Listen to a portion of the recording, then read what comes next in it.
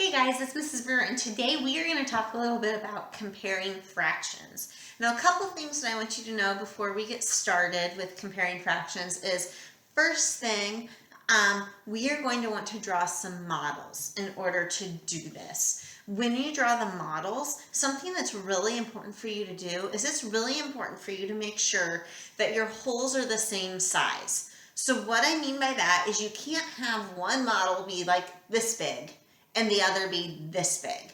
Because if they're different sized holes, then a half could look smaller than a fourth because your holes are different size.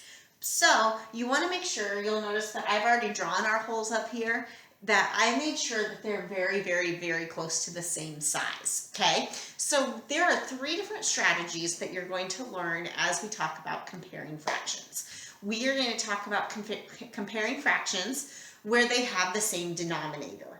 That means that the bottom numbers on the fraction bar are the same. And we're going to talk about how do you do that, okay? We're going to talk about what about when the numerators, the top numbers, are the same? How do we compare fractions? And then what about when almost the whole is there, but it's just missing one piece? How do I compare the fraction then? Because the top numbers aren't the same and the denominators aren't the same. We call that the missing piece strategy, okay? So let's go ahead, let's get started. You're going to want to remember that when we compare fractions, it's kind of like comparing whole numbers where we're going to use the greater than, less than, and equal to sign. So you're going to see those are already drawn up here as well, okay? So let's go ahead and let's look at the first one. The first one is the same denominator.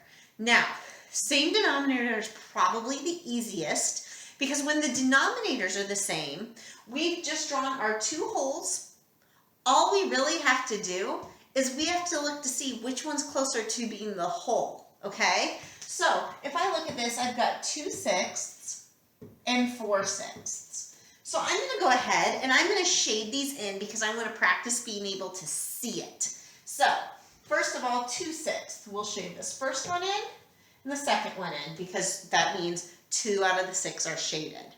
All right, now for the next one, 4/6. The numerator is a 4. That means there are 4 shaded pieces. So let's go ahead and let's shade 4. 1, 2, 3, 4.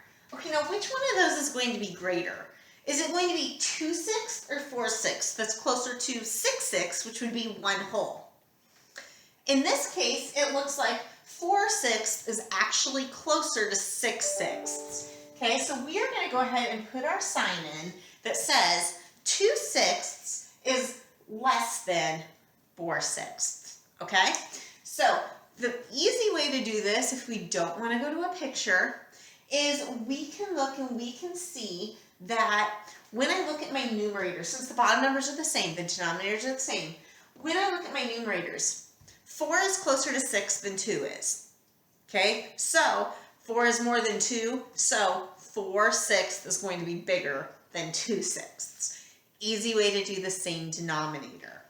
Now let's go ahead and let's try a same numerator. Now everything kind of flips on its head because our denominators are different and the numerators, the top numbers, are the same. This 2 means 2 out of the 8 pieces are shaded, and this 2 means 2 out of the 6 pieces are shaded. So what I want you to go ahead and do is I want you to go ahead and we're going to shade in 2 of the 8s. So 1, 2, and 2 out of the 6s. 1, 2. All right, when we shade those, now we're going to look and we're going to see which one's closer to being the whole. Well, when I look, it looks like barely. This 2/6 is slightly larger than the 2/8. They're smaller pieces and the 8ths, so a little bit less is colored in than what the 6ths are. So in this case, 2/8 is less than 2/6. Now, the trick to the same numerator, besides drawing a picture so you can see it yourself, drawing a model, the trick to this is to go ahead and when the numerators are the same, we're going to look at the denominator. Now I want you to think about a candy bar, okay? If I gave you your favorite candy bar and I said you were going to have to share it with either 8 people or 6 people, Who would you want to share it with? The 8 people or the 6 people? Well, if it were me, because, you know, I really like my favorite candy, I would want to share it with 6 people because I get more than what I would get with 8 people.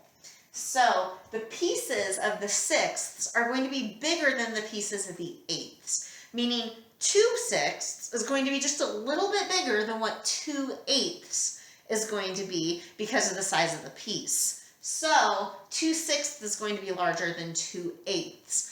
For now, this one is challenging. I'm going to say you're probably going to want to draw these just to make sure that you're correct. But when the numerator is the same, we can look at the denominator and we can say, okay, what's smaller, 2 or 6? 6 is smaller than 8, or I'm sorry, 6 or 8. 6 is smaller than 8. So the pieces are going to be larger because I'm sharing it with less people. So therefore 2/6 is going to be greater than 2/8.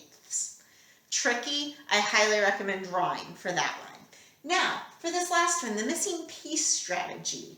What we're going to do is we are going to go ahead and you're going to notice neither one of these has any numbers in common, right? But we do know that 2/3 is 1 away from 3/3. 3/4 is 1 away from 4/4. So all but one piece is shaded in. So we're going to go ahead, we're going to shade that. We're going to go ahead and say 1, 2 of the thirds, okay, and 1, 2, 3 of the fourths.